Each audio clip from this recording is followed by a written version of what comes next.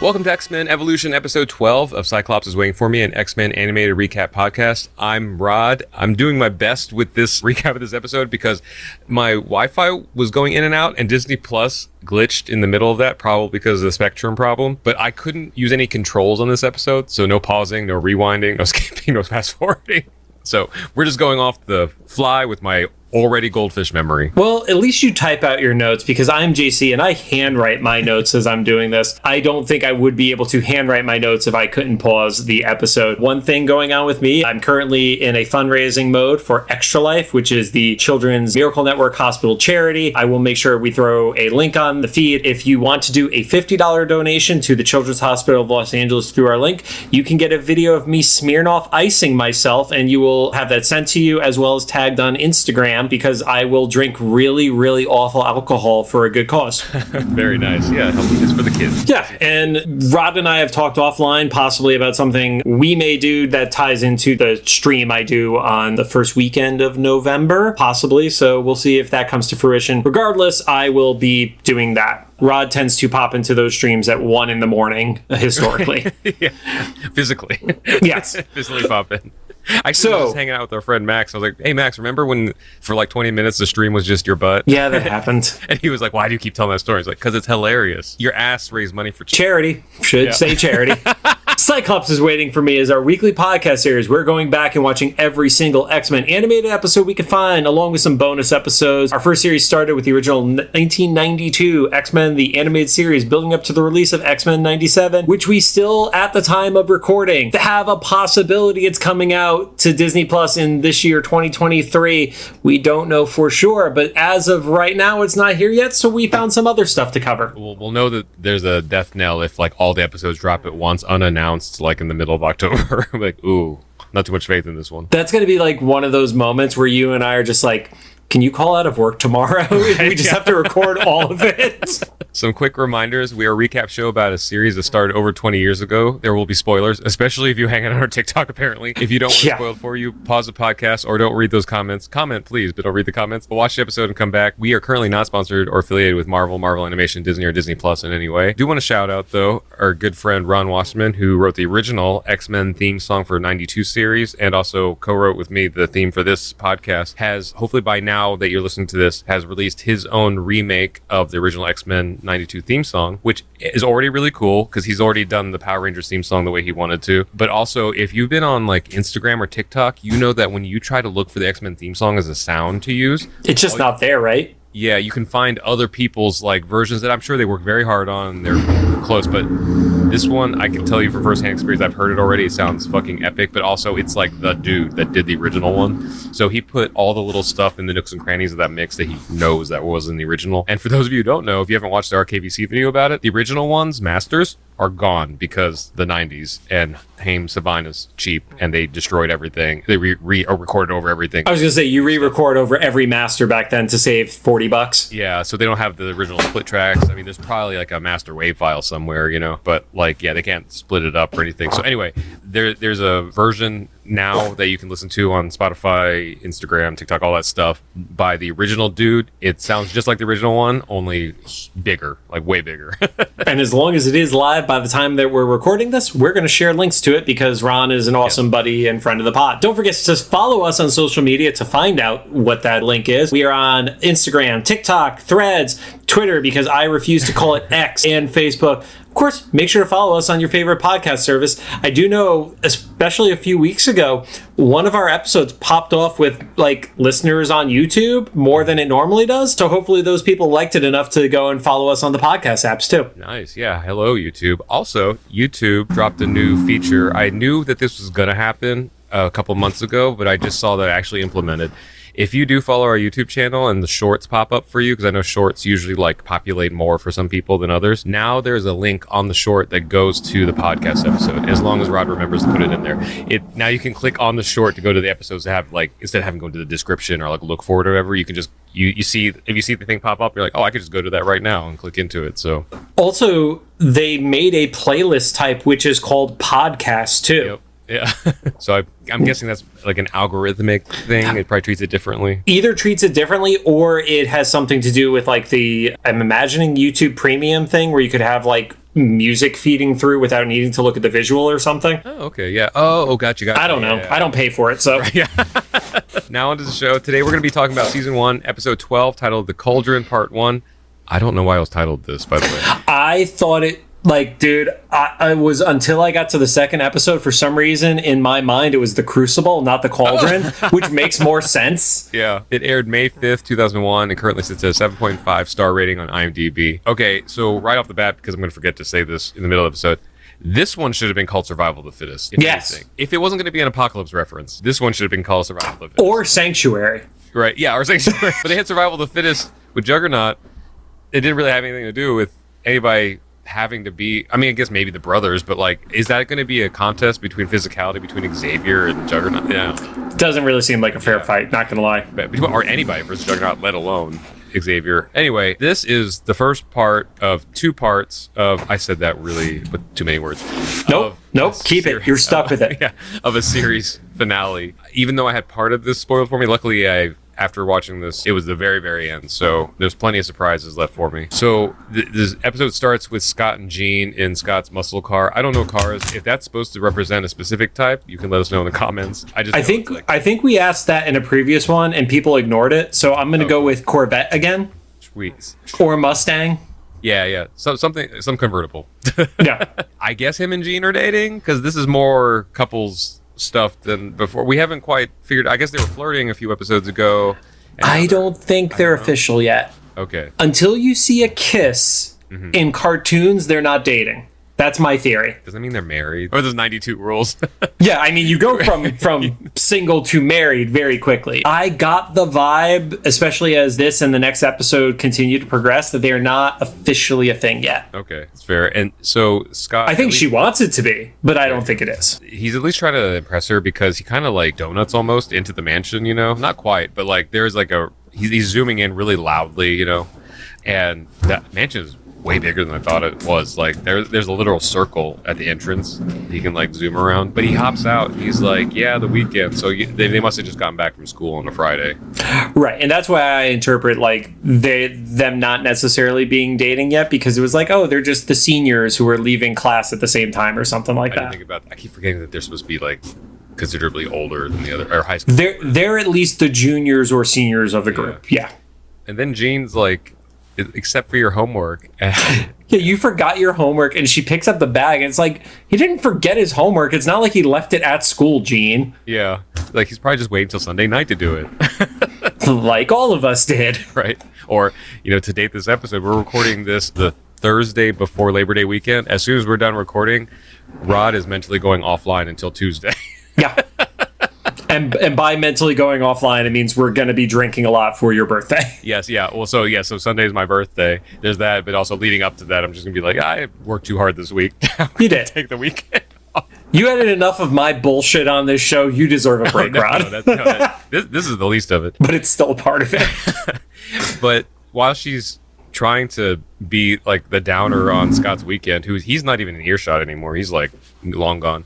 Yeah, he fucks right off. She sees something in the trees, and this is normally where I would rewind to see if I could see it, but once again, I had no controls because of Spectrum and or Disney Plus this time.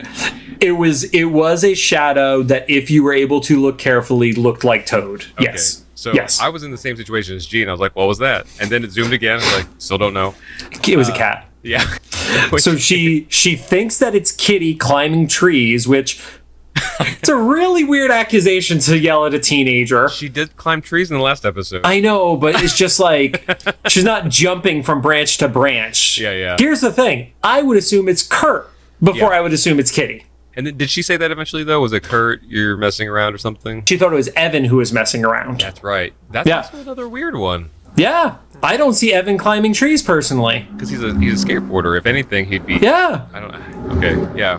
So Gene's just not in... Gene's drunk. Yeah.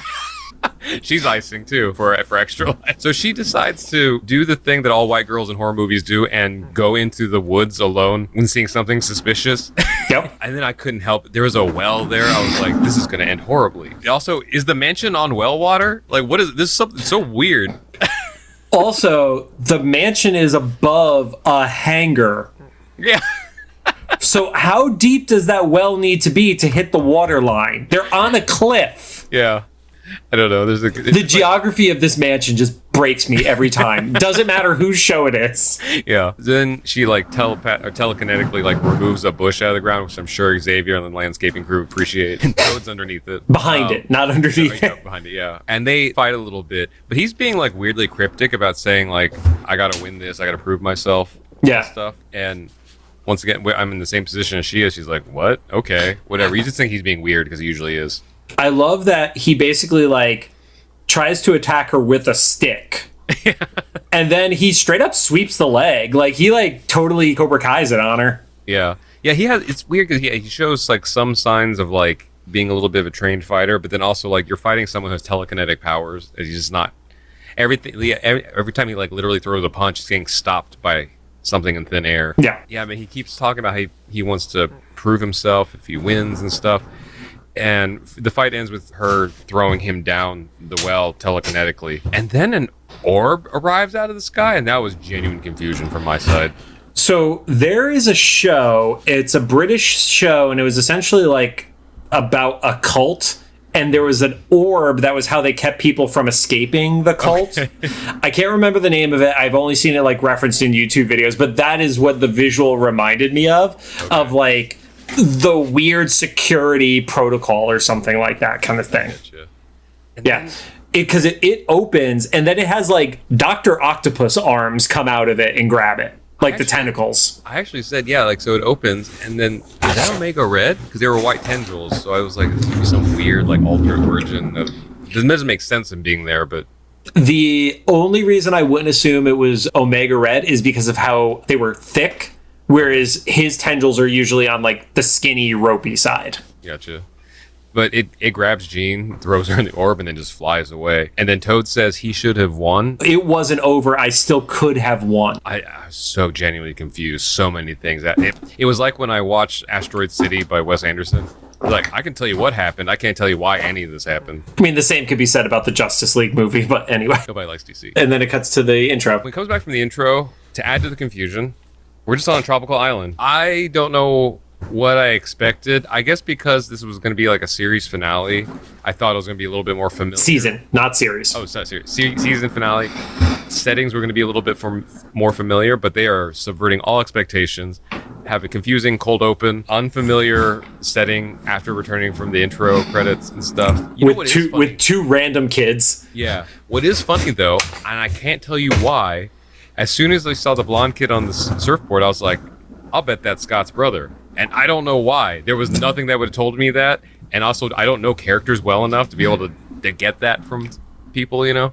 And I'll also even add to your credit, Rod, his hair traditionally does not have, like, that down surfer look. It's usually a little more like buzzed on the side, pushed up, like a little bit more like what it was in X-Men 92 in his appearance there. So props to you. And is he ever portrayed as like a surfer dude? Not in the versions I've read. So like I said, I can't tell you why. The stuff I've read, which is post X Factor versions of him, he's very angsty. So I guess the only maybe that could have been is that whole cold open kind of like subliminally primed me to think that because it had to do with Scott and Jean. I don't know.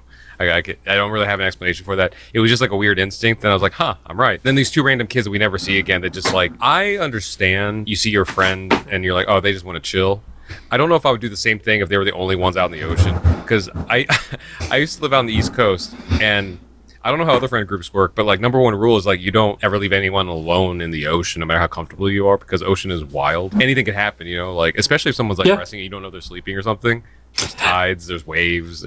There's sharks. Sure, right. Yeah, we know there's sharks now. Yeah, we literally know there's a shark. So they just fuck off and never return. Awful friends. And he's out there, and I thought that maybe it was going to be this orb thing again. Or I thought it was going to be like a different mutant. I wasn't expecting it to actually be a shark that attacks him from under the board. Yeah, I rewrote like even Mystique in transformation mode. Right. Yeah, now that we know that she doesn't have any limits, I guess. Yeah. So far, the only thing that we haven't seen her turn into is inanimate objects. Well, so far. Yes.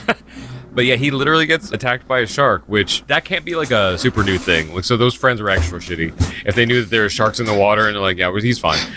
Well, it is confirmed. They mention it later that it's in Hawaii. So it's like you do know that there are sharks around the beaches of Hawaii. I'm not sure exactly. I guess it's just because it's a cartoon that, why the shark would have attacked him, because generally, sharks don't really attack people that much. He wasn't. Well, as somebody who recently watched both The Meg and The Meg 2 within a few weeks of this recording, usually they don't attack a board that is sitting there. Usually there's like kicking or thrashing or something like that, where they think it's a wounded animal. At least that's what Jason Statham told me. Yeah, right. Meg 2, man. I haven't been so upset at how bad a movie was in a very long time. Really? I thought it was stupid fun. I loved the first one. Mm-hmm. That's why I saw the second one, and I fell asleep twice in the second one. I just couldn't. I couldn't. I also watched The Flash like 3 days before I watched The Meg and The Meg 2, so just really by comparison, it was like, cool, this is great. I love how dumb this shit is. I'm usually into it. I just couldn't. It was the fun dumb, not the Angry John dumb. Yeah. Anyway, so I think they did mention his name is Alex. So that was they called for him and said his name was Alex. So that was like a heavy hint that it was Scott's brother, unless they decided to randomly drop another Alex in the middle of this.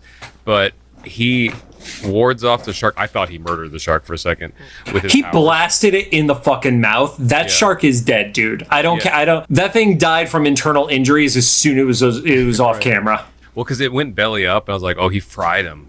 But then he swam away and was like, ooh, that was a censored thing. Like, we can't show wildlife. Endangered wildlife. Especially because it was like, the red glow that was coming out of it too, where it's like, oh, that's its guts exploding. Oh yeah. But he seems very surprised by it. He's like staring at his hands. His hands are like still glowing, and then we get like the transition flash. This flash was different, and once again, I couldn't pause anything. But I feel like even if they weren't important, it was actually related this time instead of just being random scenes and stuff. So they probably just cut like random things out of this set of episodes to put in here. But it transitions to the mansion, and our suspicion from previous episodes was correct. They built the new Cerebro, pretty much the one that was in the movie. Yeah, it absolutely looked like the one in the movie. And at this point, the movie had been out a full year plus prior, or at least a full year prior. So they would have had time to like reference materials and make that changeover and such. So the recording of this, it was 2 episodes ago that you had mentioned like, oh, Cerebro looked cheap. And then I was like, oh, I guess maybe there's a chance they're going to rebuild it into this big one. They did. But the headset still looked fucking cheap. Right. Just baby steps. The room was better, but the headset looked cheap. My Cerebro looks like the one from 92, and it always has. And this one looks like he built it with fucking a cardboard erector set. They got to pay for the rooms that the kids are destroying and Wolverine destroys. Yeah, that's what he did. He took the scrap wood from Wolverine's destroyed room and made the Cerebro out of that. Yeah, so Xavier's in this new Cerebro room, and Logan kind of like just walks up behind him, and everybody just like interrupting each other in the space. Yeah, there's no privacy in that mansion. That's why Kitty was so pissed. Yeah. She's writing these emails like everything's fine except like no one knows boundaries here. She walked in. She walked in on Rogue. Okay. And Logan's like, oh, Cerebro up and running. And he's like, yeah, well, we immediately found someone. His name is Alex Masters. I don't know if Masters is a previous reference to something, but he did say, like, pulling up the notes, he did say, like, previously known as Alex Summers, Scott's long-lost brother. And everyone's surprised that Scott's brother is still alive. Right. Because they had mentioned that Scott was the only survivor of the plane crash, and that was the plane crash that actually gave him, like, brain damage. So... And I feel like most people who listen to this are really familiar with, a lot of X-Men lore and stuff, but Scott's origin story is akin to like Bruce Wayne's parents or something, because it's a canon event. Like even I knew that there was always a plane, the kids get thrown off the plane with parachutes, the kids get separated, and then things divert from there. But that initial event is usually like the canon event for them.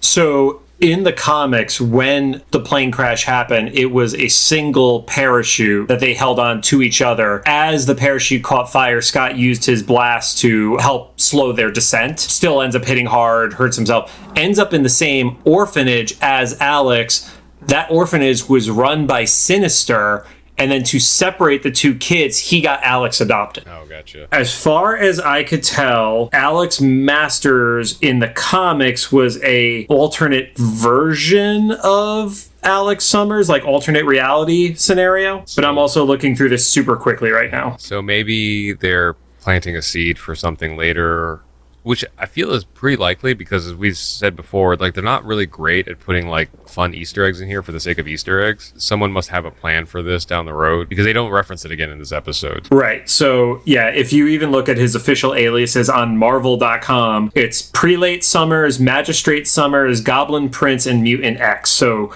Alex Masters is not, at least in comics, 616, not one of the options for him. And no, I'm not going to explain what all those other ones mean, Rob. Don't worry. Xavier explains that Alex was adopted by a family in Hawaii. We're just going to go with that. This is such a, like, we don't know where the plane crash happened, but Scott ended up in New York and Alex ended up in Hawaii. I don't know if you could pinpoint land masses further away from each other geographically for people to end up, which is probably on purpose, so it's plausible that they never cross paths. I don't know. Or anyway, they don't discuss Alex's point of view too much because otherwise they get into the questions of like he would ask, kind of like Nightcrawler, like you got found in a river, you got found getting thrown off a plane or something. Yeah, you would think that local law enforcement would at least talk to each other. It'd be like, hey, it's wild. We had a kid fall out of a plane. Really? So did we. Ours is in a coma. Nobody had a discussion in whatever remote part of where his family's plane crashed. Yeah. Also, I do want to point out, the dad did not look like Corsair to me. Oh, that's true. I keep forgetting that that's the dad. So they're probably not going to use him this time. I don't think they're going to touch the Starjammers in this. He gave me no vibe that was Corsair. Yeah. Swashbuckling scumbag. I did not get that here. Yeah. So Xavier tells Logan's like, well, get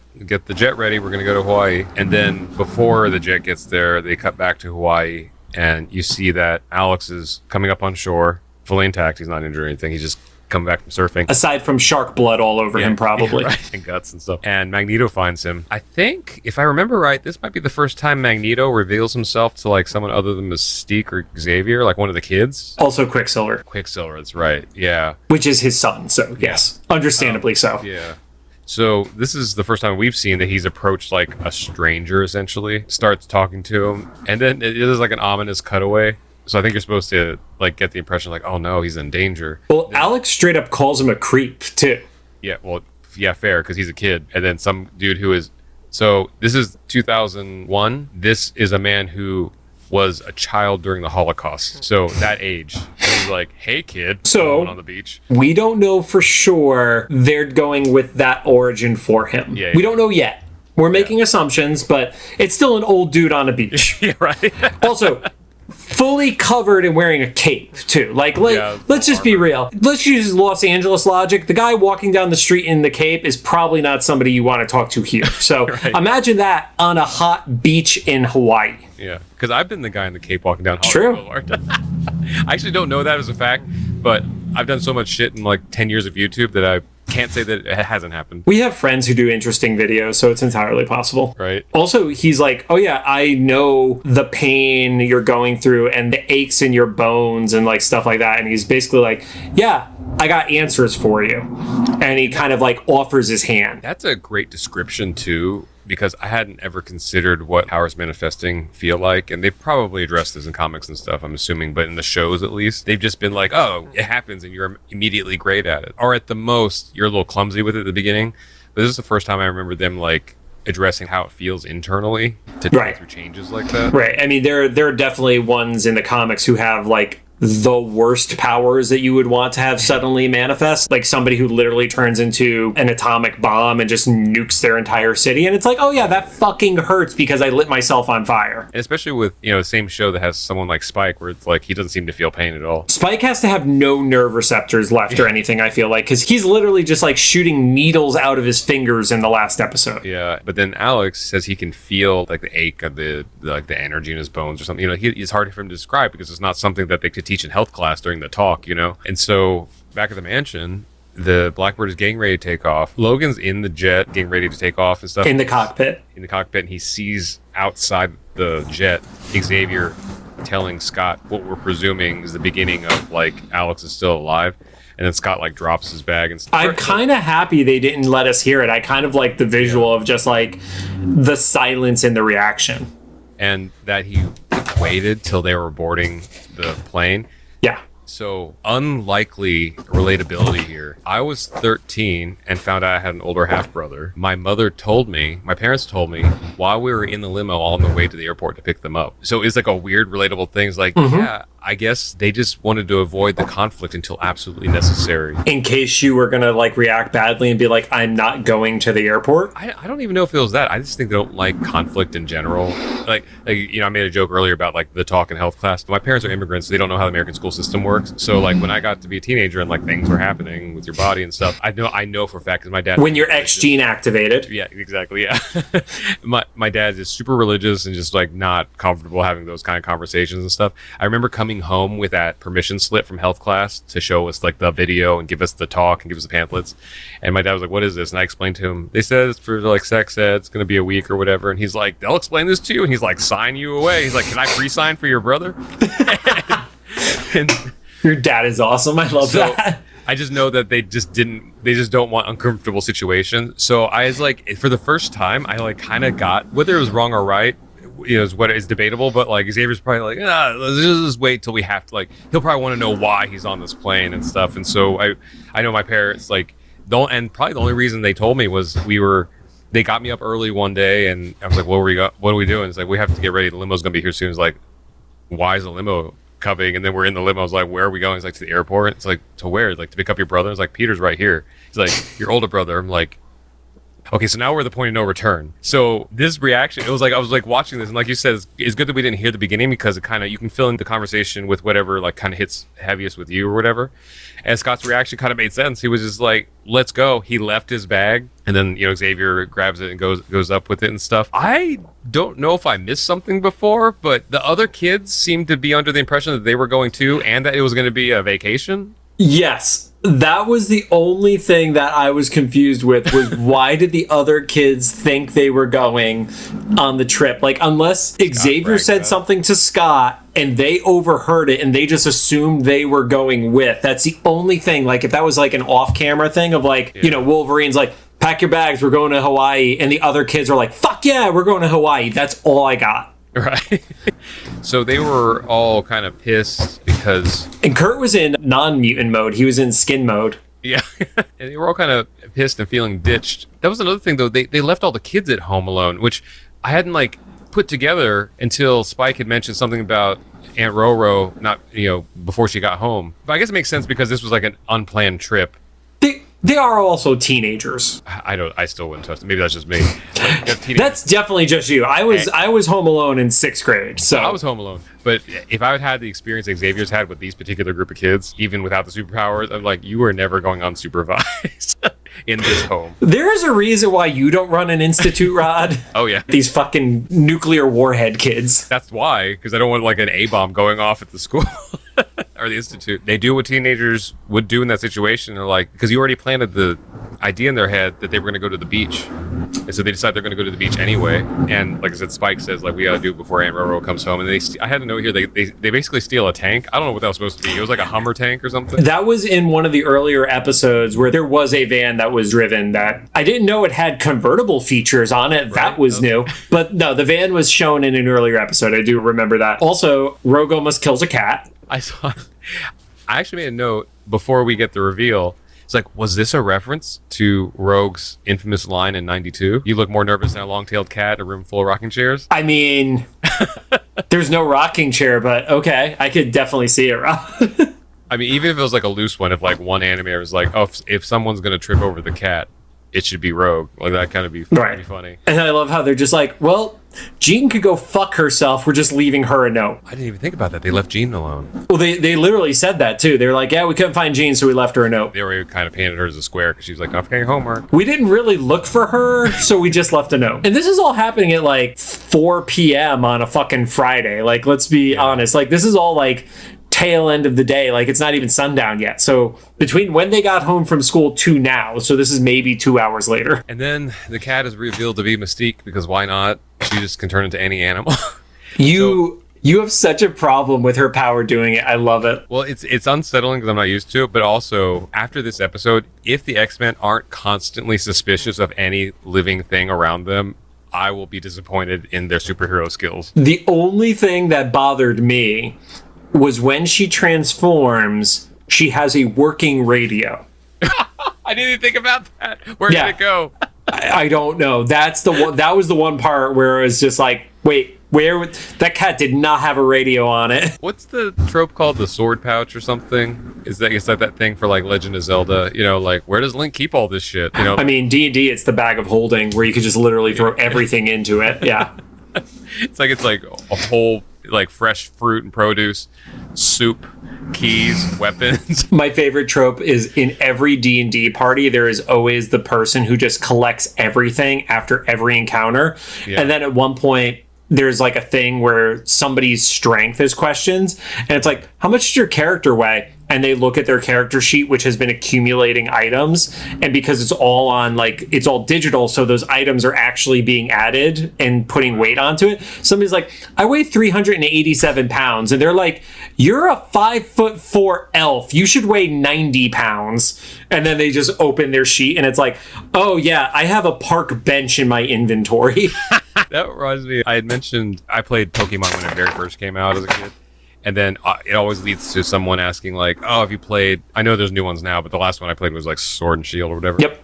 Like, what'd you think of it? And I was like, it's probably a great game. What I don't like about it is it's too real when you walk into people's homes and go through their trash to find a potion. And I know that's what happened in the original Red, Blue, and Yellow games, but it was more of a Zelda thing where you walk into a box and then you get something and then walk out. In this game, it's so real that there's people like living their lives in the home. Someone just made a TikTok that cracked me up. It was like being literally anybody but Link in one of the Zelda games. And someone like a villager going to sleep, Link just busting through the door is like, hi. And he's like, what's in here? And like opening up the fridge and getting like a fruit thing and then like blasting a light and the person like going into like a seizure or something. I do love there's another one where it's essentially just like Link going into a room and just screaming ha the whole time. And he's just destroying every pot in this person's like, flower shop. I like having the disassociation of I'm just in a game walking around a map collecting things. I don't want the realism of like a whole 4-person family in their home. Definitely don't play The Witcher then. Yeah, so I started and that gets too real because like, I think one of the early scenes is the dude taking a bath, right? Or Witcher 2 is what I played. Yeah, I played 3. I did not see the bath. Like and it was like everything's so uncomfortable.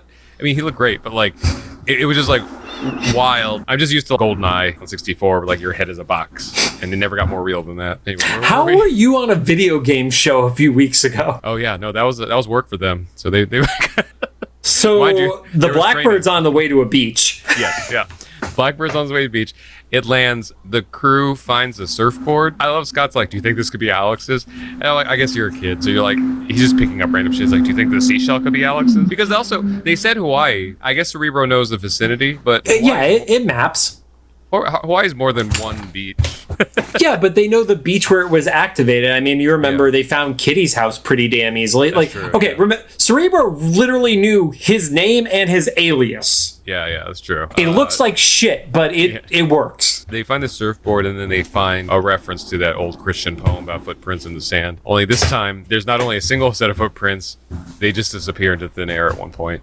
So they were raptured? I mean, kind of. That's kind of what happens in these last 2 episodes. I don't know if you ever read the Left Behind books at the end of the 90s, but no. That's kind of what happened. You and I had very different teenage years. Oh, yeah. Protestant, Catholic. And Logan smells Magneto, which he didn't specify what he smelled of Magneto. Then Cyclops was like, who's that? That was a cool moment. Yeah. Like, oh, man. I literally wrote Cyclops doesn't know with the exclamation point because... like, they knew who Mystique was, even if they didn't know that she was the teacher until the reveal episode. But he doesn't even know the name Magneto. Yeah. Like, that's massive, I feel like. And that's one of those things that I feel like was referenced a while back where Xavier's like, we'll tell things to them in time. So I guess they just didn't bother to bring up Magneto. Yeah, his greatest foe, right. Who has literally attacked him at the mansion. Oh, that's right. I forgot about that. Yeah, he's literally showed up and thrown him into a window, Dude, he knows where we live. Yeah, that's wild. And he knows that there's an institute because he addresses like how naive it is for him to have it there. He says he's proud of the kids. Yeah. Oh, ugh. Yeah, he put a target on their back. Yeah. The kids are like the Aunt May of this group. Then Xavier tries to reach Magneto telepathically. So a little bit of a minor nitpick. In previous incarnations of this dynamic, I know Xavier can't reach Magneto, right? Through the helmet? It's usually that he cannot affect him through the helmet. Okay, so he can still talk to him? I think I've never seen it, so it could go either way. Yeah, so I just under the understanding that Magneto wears a helmet specifically because of Charles and to, like, keep him out, basically. But then the Blackbird just kind of goes all, like, wompy jawed and gets dragged away. It looks like... What phrase did you just fucking say? Wompy jawed? That's some shit, Rod. I've literally never heard that in my 40 years on this fucking planet. I grew up with Southern friends. Yeah, you did. The Blackbird looks like if an invisible, gigantic toddler grabbed it. Yes. And dragged it away. That's the motion. Because it flew away, but not stably, if that makes sense. It was not smooth as you would expect. Yeah. Logan jumps up on it and he gets lost with it, gets taken with it. He grabs onto the wheel of it, which I feel like is a very challenging spot to climb up to the rest of a plane from, but he goes for it. And so the Blackbird is like long gone. It made good time. So it's just Scott left, and then Alex appears out of nowhere, and I was like, oh, fuck, how did fucking Mystique get here so fast? It's never who they really are, except this time. It really was. Except Alex. It is. Alex appears, and he's like, don't worry, Magneto just wants to show Xavier something. I was like, when did he find out who Xavier was? I guess Magneto told him. Magneto gave way more information to Alex in 5 minutes than Xavier has given Scott in years.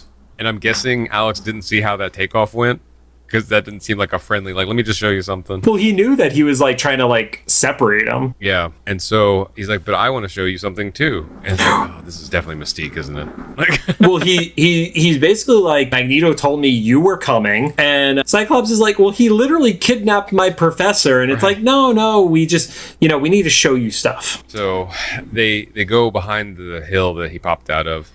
And there's the same orb that took Jean. Well, before he goes to the orb, he basically does say he is a mutant, and Magneto wants to show him something that is for all mutants. Cult red flag number 1. I feel like the surfer guy, not too familiar with cult tactics. Right. Even Cyclops is like, this is dumb, but I want to make sure that you're okay, so I'm going with you. So they climb into this ominous orb, and it flies away. We catch up with the Blackbird that's still careening out of control over the water. Magneto appears in front of the Blackbird, in front of Charles, and says, humankind will learn of them eventually and fear them. I was like, okay.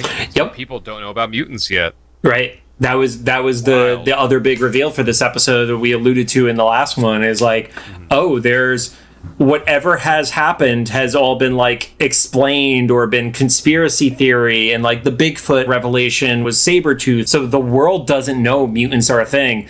So that makes Evan spiking out during his basketball game in his debut even a bigger deal, because that might have been the first time somebody saw a mutant if they weren't focused on his shot. Right, destroy the floor. Yeah.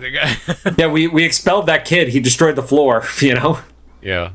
He's like, did you see the claws come out of him? It's like, hold on, there's a new floor. Like, and then there's a really fucked scene because Wolverine is on the top and he tries to slice his way into the jet. And as his claws go through, Wolverine's claws literally get bent by Magneto. Yeah, because Magneto's giving the monologue of like, oh, don't you know I'm the master of magnetism and you're made of metal? And I was like, that looks like maybe one of the first things that hurts. The first time I've seen him like hurt something. And then he literally like just uses his magnetism to like flop him back and forth, just kind of like a rag doll, straightens up the claws and then just lets him drop over the ocean. Magneto's a little less honorable in this series so far than the 92 series. Like he's Wolverine a little bit. He's definitely more big bad. Wolverine looks over to the island and sees that he has to swim back, which still sucks. Then we see Storm is returning to the mansion, and everyone's gone except for this cat, which I get the cat distribution system of the universe, but Storm is not fazed by this random animal being there. The cat distribution of the universe. Yeah, I don't know if you see this thing. It's like, I don't know if it's a new thing, but it's definitely like on TikTok and stuff where like the universe distributes cats as needed to humanity. There's not just one, but there's several like little comic strips about that. Adopting a dog, and it's like someone deciding one day they want to get a dog, walking to the animal shelter, signing paperwork, taking the dog home. And adopting a cat is just like, oh, there's a cat by the dumpster. There's this guy like on his bed reading, and then a cat breaks through the roof. That's pretty much how it goes. Even just with our circle of friends. So like I was the closest to normal with Lucy. I went to an animal shelter, but because it was during COVID, they just handed her to me through a mail slot, literally. And I didn't even see I don't know what the person who handed her to me looks like. Because of how it worked. And I didn't get a choice. And so I drove her home. I was like, I hope we like each other. That was the most normal. But then, like, our mutual friend, Swoop, she just had lost her cat not too long ago. I mean, it was older, so it died pretty naturally. But then this, like, cat in an alley next to her apartment found her and happened to be pregnant with 6 black cats. She did find homes for some of them, but she still has 4 of them. And then our other friend Shawnee, who hopefully will be on the show at some point, went to Vegas and came home with 2 black cats. So it's just the universe. And our friend Billy, Billy, if you're listening to this, you own a black cat. You keep saying you don't, but you have one. I was literally going to ask if Billy's was also a black cat. Yeah, no, everybody has a black cat. They're the best. But there's this cat that was outside his apartment, and it keeps running into his house whenever he opens the door. Twice at least, he's shown video on his Instagram stories of the cat like rolling around his bed. It's like, that's your cat now. Anyway, yeah, Storm's not fazed by it, at least at that moment. In a little bit later, Storm shows a little bit of evidence that maybe she had some inkling, because she's walking through the mansion and no one's there. The cat follows her, and then we see the silhouette of the cat turning into Mystique, and Storm's like, it's you, And it's like, okay, so maybe there's a little suspicion there, or the noise of whatever the morphing sounds like. Yeah, and then Storm just straight up zaps her. I love that, because Mystique, what was Mystique going to do? So that's one of the things that hasn't really been addressed until we get to, like, the fight scene here. Like, she's a skilled assassin and could kill most people in, like, a hand-to-hand combat scenario. Like, she is actually the kind of person who doesn't need a weapon to murder somebody. But I feel like she knows enough about Storm to know that lightning is one of her powers. I don't disagree with that. And she's not hesitant to use it, because even like tornadoes. Like, she would have thrown a tornado at her or something. Like, there's so many things. It's not important. So they get in a little bit of a fight, or they start the fight. And then I thought it was weird that we kept cutting away from these little battles, but we'll see why in a little bit. We get back to the kids on the road trip. They're driving along the side of a dangerous mountain, because apparently this is the only kind of path there is where they live. Also, knowing that portion of the country, that is not like a thing. That is like a West Coast, like having like the cliffside stuff. Like, that is not something by Westchester near a beach. That's hilarious. Yeah, so who knows where they are? Yeah. And very similar to their ill-fated cave trip, they get ambushed. Instead of snow, they get ambushed by the Brotherhood kids. A bunch of stuff happens. There's like a couple vehicles. Avalanche does a bunch of stuff. Yeah, here's the only thing. Avalanche is both driving and also using his earthquake power simultaneously. So he's drained by this point. And you see that he's in the car, Quicksilver and Toad are in there. Spike is literally shooting spikes back at their car, and he hits both headlights, but he does not hit the tires. Yeah, I didn't know what the point of the headlight thing was, because they were in the middle of the day. I think it was showing that Spike missed. I think that's all it was. Kit Quinn's theory of, like, he's a little too confident at his age. Yeah. Toothpick. So Lance continues to try to get them off the road. He succeeds. They basically go like down like one of those like service roads and just smash right into Blob. Oh yeah. And he was unstoppable or unmovable. Is that what he? Immovable. I don't know if I'm wrong or not, but is this the first time someone called Lance Avalanche? Or has he been called that before? Quicksilver calls him Avalanche. Doesn't Mystique say her Avalanche or something like that in his intro episode? At the end of the episode when she met him, I think she said it. Okay. But I do think it's one of the times where he's addressed by a code name, and the only costume that I don't connect with of all the costume redesigns is his. I don't know. That one doesn't work for me. All the rest, it all fits the characters. That one's like, huh? The Brotherhood kids start to square off with the X-kids. We cut away like we did before. Logan's crawling up on shore. Sabretooth's there, because why wouldn't he be? They start to square off, but then they cut away again. And he notes that he wasn't dropped there by accident. Oh, that's right. Yeah, he's like, that can't be an accident. Yep. And we as the audience now know that, because now we've had like three cutaways of like square off starting. Right. We still trying to figure out why it's called the Cauldron. Yep. Jumps over, and Xavier is like now in the north because he's flying through the Aurora Borealis. Yeah. So this is at least northwestern hemisphere. Yeah, and can you imagine going that far, that fast, like basically spinning the wrong direction? Like, he wasn't like flying as the jet would fly. Magneto was like spinning him around. It was not a great flight. Yeah, they approach it and it's immediately recognizable. It's like, that's Asteroid M. We're doing this for the season finale. And that's where we get the full Magneto reveal for the first time. You see it in his entirety, and then specifies that they are at the Sanctuary, which is Asteroid M. That was the episode where Asteroid M was revealed in X-Men 92, though. The two-parter was called Sanctuary. Yeah, so I still don't. I guess the cauldron is where like you put everything together to boil it or something. Out of the fire into the cauldron, isn't that a phrase? It's the opposite, right? Out of the pot into the flame. I don't know. Keep talking, Rod. I will look stuff up. Side note on this set of scenes: the music's always fine, but I love the score that they had during the Asteroid M sequences and stuff. It was like, I don't know if they just put extra work into it or whatever, but like I thought it was like really great, really effective, and it was like a little bit more orchestral or symphonic. Magneto is starting to give his villain monologue because we're in the third act of this first episode, and starts montaging between all the duels that we were just Into the Cauldron comes up with World of Warcraft quests, so I'm not finding that right now. So, yeah, we see this montage of all the duels that we were introduced to, and Magneto's revealing his plan for, and my note says exactly, for survival of the fittest, which is why this would have made sense as a title for this set of episodes. Well, he phrases it as it's like a moment of rebirth, and it's a trial by fire, and I guess that's the connection to Cauldron. But yeah, mutant versus mutant, and the winners get to go to Asteroid M. I don't want to jump too much into like sensitive material and stuff, but in general, to your point, we don't know exactly what Magneto's origins are in this universe. Right. But if he is the one that survived, the Holocaust and stuff, what a choice it was to make Magneto the one to kind of want to do like an evolutionary square people off, see which person in each group is like superior or whatever to choose to be in this place. It was just odd. I hadn't seen Magneto do that and other things I'm familiar with. Right. I think that goes a little like we talked about it in 92, where the original version of Magneto was darker. It wasn't until you got to the Joseph storyline, which is when they gave like the alternate, like he had like lost his memory and stuff like that you started to see like a gentler, nicer Magneto. Like the original Magneto was like, oh, humans tried to kill me, so I'm going to try to kill humans. So yeah. I get that, but it's just that him making mutants square off on each other like seems a little bit out of character. But he doesn't make them kill each other. It's just kind of like, an audition fight kind of scenario. I guess if I was to nitpick, I kind of wish that there would have been some element introduced here that would have like informed us that there was like some sort of limited resource to why he had to, because otherwise why don't just have the Brotherhood kids come or have all of them come? Because like having them square off could only piss off the people who were loyal to him previously, and they're still powered. They're not gone. Like I said, they're not dead. Right, but I mean, jumping ahead a little bit, like Mystique is questioning why she even has to prove herself, and I think it's that whole theory. Like, and there's also like kind of specific pairings. Like, you don't need Wolverine and Sabretooth. You only want the stronger of the two.